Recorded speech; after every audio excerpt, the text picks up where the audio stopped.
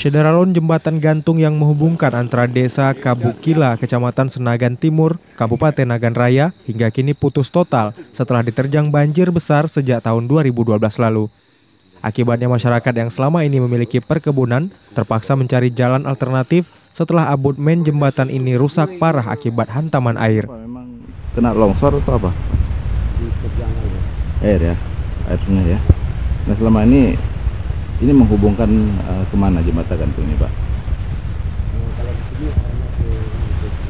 Di beberapa bagian lantai jembatan yang terbuat dari kayu papan juga telah mulai keropos akibat termakan usia dan sangat berbahaya jika dilintasi warga.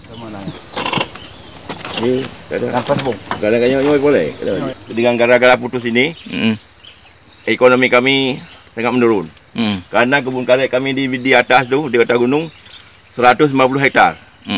Dan bagi kami masyarakat Kampung Dunong, ini ada kuburan. Kuburan rakyat. Ini paling banyak sini yang dikubumikan. Ribuan.